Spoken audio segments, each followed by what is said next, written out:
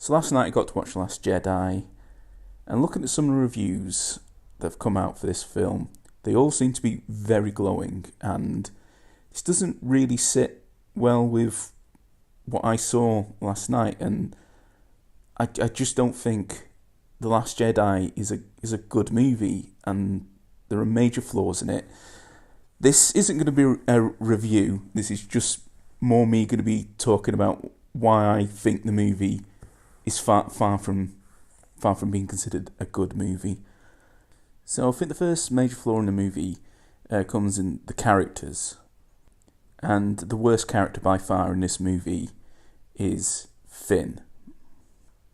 So for those of you who have not seen the movie, why you're watching this video, I have no idea if you haven't already seen the movie, but Finn's story arc concerns him waking up after being in a coma, devising a plan that's going to stop the First Order from being able to track the Resistance ships when they jump into hyperspace. And this involves going to this casino planet, I've heard a lot of people calling it, and a whole subplot with animal abuse for some reason, finding a code breaker, smuggling this code breaker onto a First Order ship to disable the tracking device. And this is by far the most boring subplot of the movie. It really goes nowhere, and they could have shortened that down to 5 minutes. Just get in, get that coder, get out. I mean, it really didn't have to be that long. Why it's in there, I've no idea. And the reason why I think Finn is the worst character in this movie is that at the start of the movie, he's in a coma, and the film would be a lot better off if he stayed in that coma. And not only that, the Resistance in the movie would also have been a lot better off if he just stayed in that coma. You see, when Finn gets out the coma, he meets that character, Rose, I think her name is, and they concoct this plan to stop the tracking. All the while, the Resistance have devised their own plan, which Poe doesn't think is going to work, which involves them getting on small ships and sneaking away to a secluded rebel base that the First Order doesn't supposedly know about. And it turns out that this plan would have worked. They got on the ships and they were going to the rebel base, and apparently the First Order, for some reason, can only bother tracking one thing at a time, and they're tracking the big Carillion Corvette, I think it is, and they're not bothered about the small ships. So the plan was going to work. But what happens is Benicio del Toro character betrays Finn and Rose, sells them out to the First Order, and then the First Order discover their plans, then start destroying all these small ships.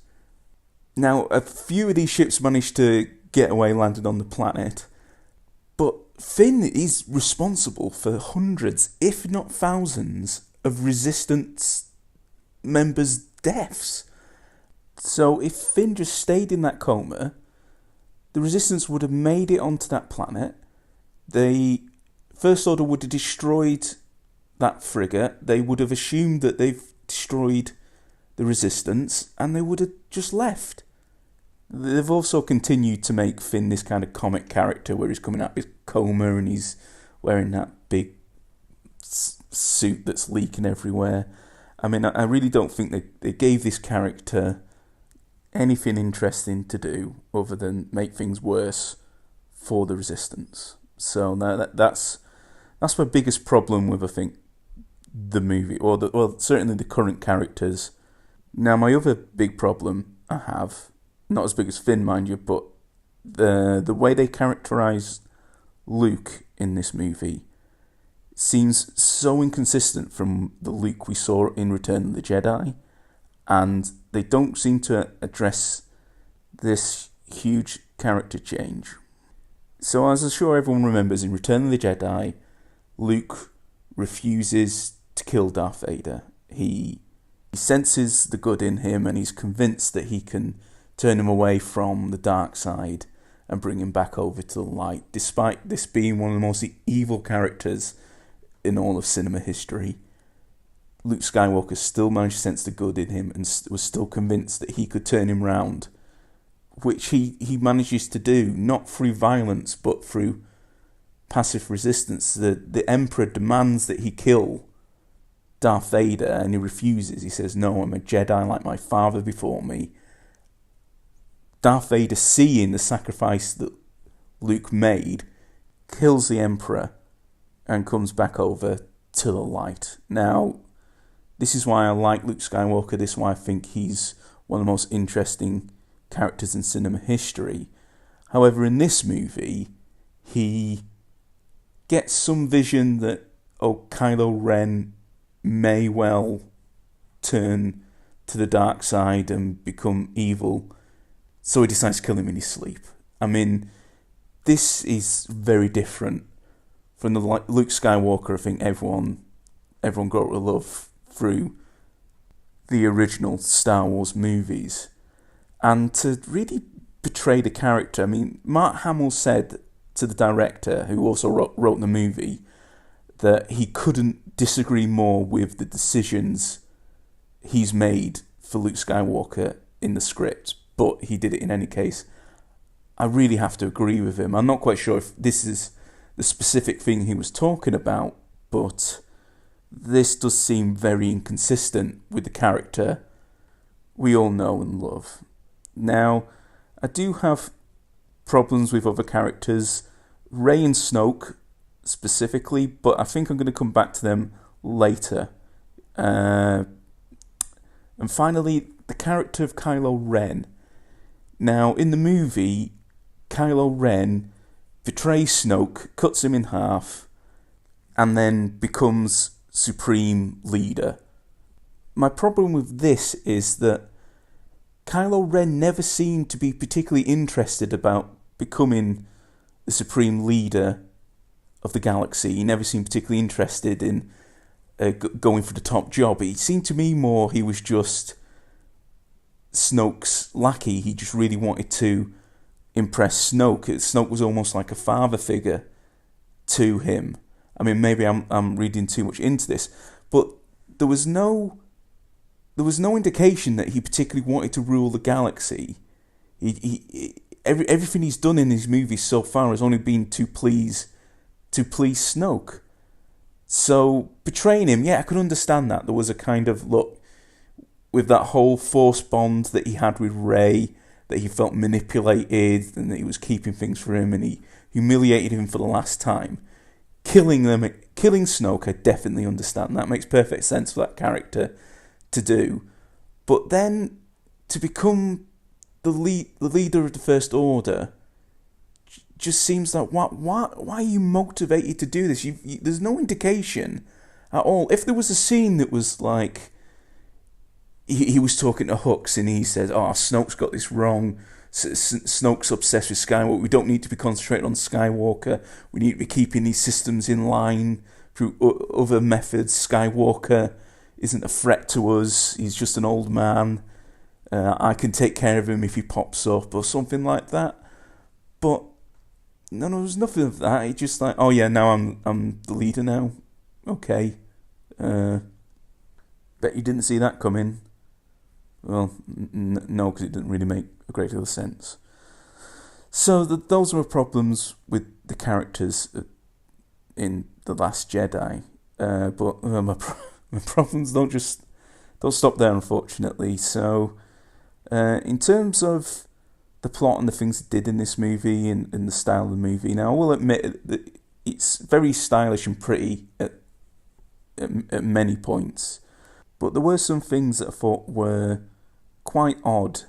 I mean, the scene when you see Leia flying through space, I mean, I'm okay with Leia having that ability, it makes sense. There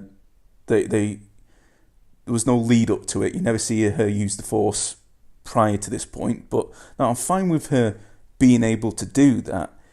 It just looked a bit cringy. I don't know. I mean, like, I'm hearing lots of people say, the cinema cheered when that bit happened. And And I was just like, ooh, you sure that wasn't people dying a little inside and not cheering? Because that seemed like a really, really odd choice to me. Also, time in this movie seemed to move very strangely. I mean, the majority of this movie is set over an 18-hour period, because that's how much fuel they've got in the spaceships before they run out.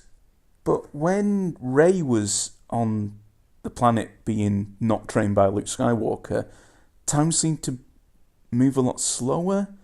I'm sure when this movie gets released on DVD and Blu-ray that people will work out the timings and stuff like that, but it just seems something that was a little odd to me. Also, the whole storyline with them being chased by the First Order and they're about to run out of fuel and they can track them every time they jump was very reminiscent of an episode of Battlestar Galactica. It was called 33 and it was a similar premise. They would jump somewhere, then 33 minutes later, I think it was, the Cylons would jump in again and they would have to jump to lose them. So those things were a bit odd.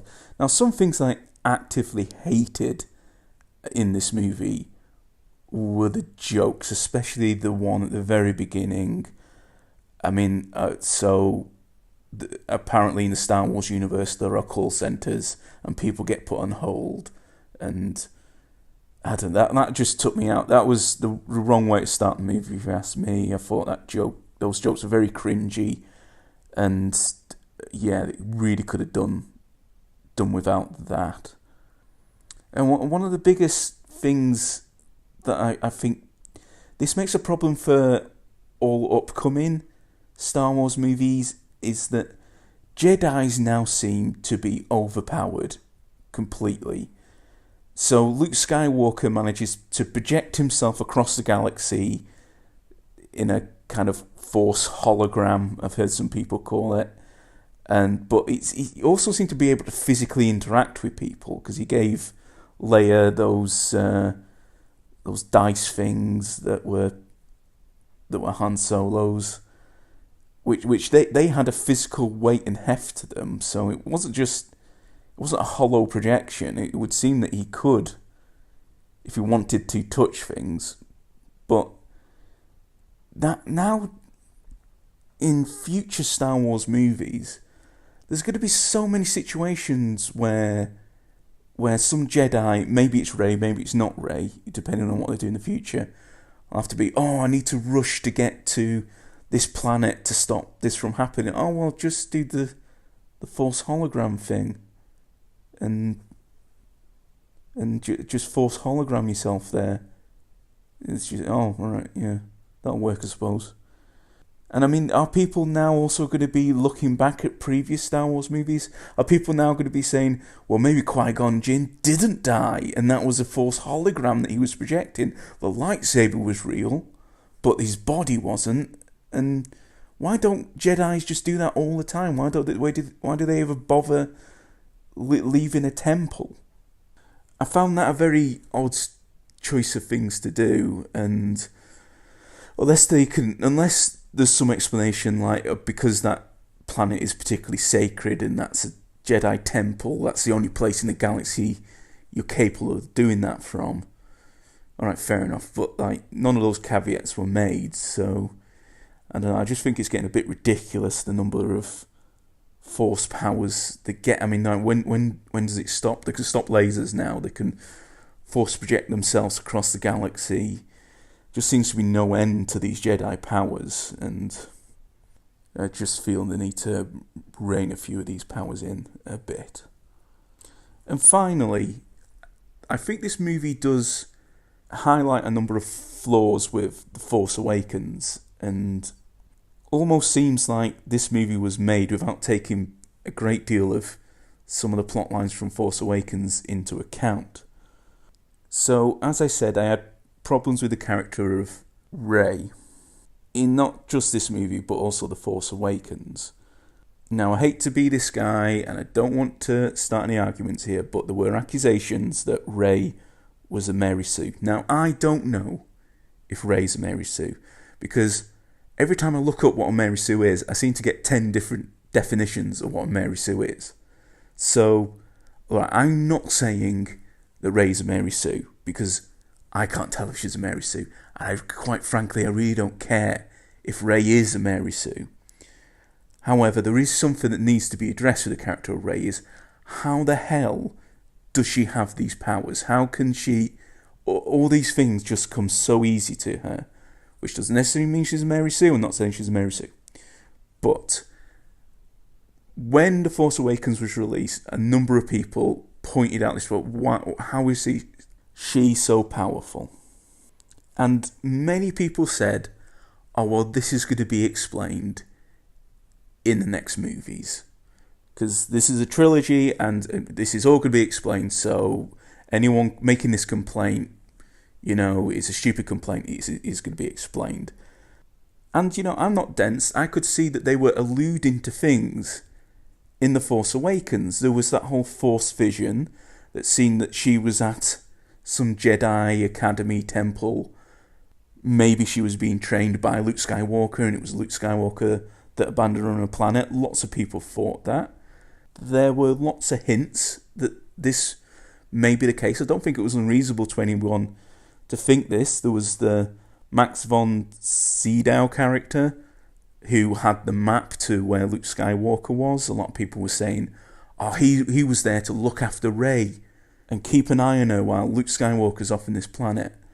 There was also that scene where Kylo Ren destroys that machinery after finding out that the droid is with a girl. So there were lots of these hints that there was more to Rey than was being presented in The Force Awakens. So while I did have these problems with her being so overpowered, I did think it was a reasonable assumption to think that these things would be explained in later movies, given all the hints that they were dropping. Turns out, no. Turns out there's no explanation. Rey doesn't come from any particular type of lineage that is strong in the Force. I'm not too bothered about that. I'm fine with her not being a Skywalker. I'm fine with her not being a Kenobi. In fact, I don't like the fact that it seems that anyone who's powerful in the Force has to be either a Skywalker or a Kenobi. But to put this mystery around this in The Force Awakens, to purposefully be coy and not pay this off in later movies, just literally have Rey's parents be nobodies who sold her. I mean, why couldn't they have revealed that in The Force Awakens? There's no point to keeping that a secret unless there's going to be some big reveal. Similar problems with Snoke. Snoke wasn't a particularly well-developed character. He just seemed like an Emperor knockoff. But a lot of people, to defend The Force Awakens, said, again, this is going to be explained in upcoming movies. They're going to get given a backstory. How did he get that scar? Why is he so deformed? Evidently not. I mean, they may address it, but it seemed like cutting him in half was pretty much the end of that character. And I'm not quite sure if I'm particularly interested in revisiting that character now that he's dead. So it seems to me that this movie was made in isolation. It didn't really take into account anything that happened in The Force Awakens. There seems to be so many inconsistencies. I mean, Luke states that he wants to be left alone. He chose that planet to be left alone. So why has C-3PO got a map? Why did you make a map? Who made that map? You said you wanted to be alone.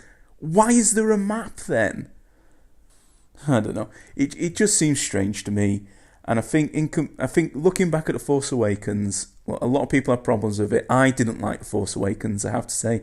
After watching it, I thought it was essentially a clone of A New Hope. But there were a lot of people that defended it and claiming that these problems in The Force Awakens were going to be addressed in later Star Wars movies, and they seem to have just been forgotten about. They seem to be ignored. They seem to have doubled down on Rey's abilities, that Rey can do all these brilliant things now, and she's never had any training. Now, I think a lot of people are going to say, it was Kylo Ren who was telling her that her parents were nobodies. They just left her on that planet. Maybe that was a lie. I mean, he is on the dark side of the Force. Maybe he was lying to trick her. But as an audience member, I genuinely think that's really unfair on the audience to have this mystery around Rey's parents, and then to tell the audience they were nobody. They weren't anyone of any importance. They were quite horrible people. Ultimately, they sold you as a baby. To tell the audience it's that when there's this active mystery around it, and then to say, no, in the third movie, actually it turns out that you're the daughter of the great-great-granddaughter of Obi-Wan Kenobi or something like that. I think that's really unfair to the audience to bait and switch them like this, treating them like idiots, quite frankly. So I think a lot of people will try and defend these issues with this new trilogy, but I mean, Porgs weren't as bad as I thought they were going to be. I'll give them that. I thought they were going to be dreadful, but they weren't as intrusive as I thought they were going to be. So I'm still not buying one. But yeah, so that's my thoughts on all the major issues in The Last Jedi. So this is my first attempt at a YouTube video. I hope you enjoyed it. Leave comments, like, subscribe if you want. I'm not quite sure if I'm going to make another video again, but I don't know. I'll see how this one is received. But yes, thanks for listening. Thanks for staying with me, and I might see you again.